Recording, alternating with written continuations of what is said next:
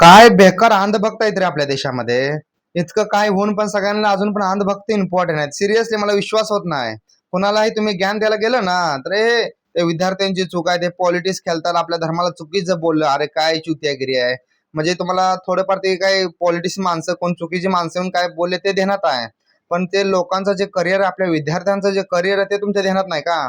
अरे मान्य ते तो कोणी भाषण केलं, मान्य काही ते चुकीचं बोलले, पण जे सगळे विद्यार्थी आहेत ना ते चुतिया नाहीत. जे त्या लोकांचं ऐकून ते पार्टीमध्ये सपोर्ट करतील, या पार्टीसाठी करतात, ते स्वतःच्या करिअरसाठी लढत आहेत.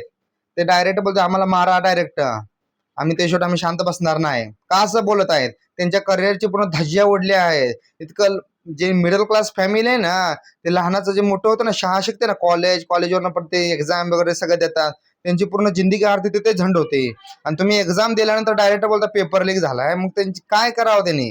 म्हणून तर 20 ते 21 जण झाले ना, सुसाईड केले ना. तरी पण तुम्हाला पॉट नाही भरलं, म्हणून काल इतक्या विद्यार्थ्यांना तुम्ही मारलं का? 18 ते 20 वर्षाचे विद्यार्थी होते सगळेजण राव, मुली होते, मुलं होते. कितीतरी लोकांना इतकं भयंकर त्यांनी बेहाल मारले ना, हे सगळेजण 80 ते 90 लोकांना इतके भयंकर घायल झालेत राव. बघू नाही वाटत व्हिडिओ, असले असले व्हिडिओ सध्याला सोशल मीडियावर. आणि अंधभक्त अजून पण बोलत आहेत जे झालं ते योग्य झालं. काय चुतियागिरी आहे राव. इतकं होऊन पण तुमचं डोकं नाही का खोललं? का तुमच्यासोबत असं झाल्यावर मग तुम्हाला समजेल? मला सिरियसली विश्वास उडून चाललाय आपल्या भारत सरकारवर, की आपण मतदान करून त्यांना आपण सरकार बनवलंय आणि ते सरकार आपल्याला लाठीचार्ज करत आहे न्याय देण्याऐवजी. न्याय सोडा ना पाहिजे, एकदा बोला तरी तुम्ही.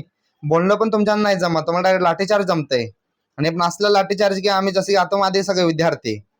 हे आहे आपल्या इंडियाचा पॉलिटिक्स. मला असं वाटतं ना, जे रील्स आपण ओपन करतो ना, कोणीतरी बाहेरच्या देशाने आपल्या देशावर हमला केलाय, पण नाही, ते आपल्यात लढाई चालू आहे अशी. आणि ते पहिल्यांदा होत आहे असं भारत देशामध्ये.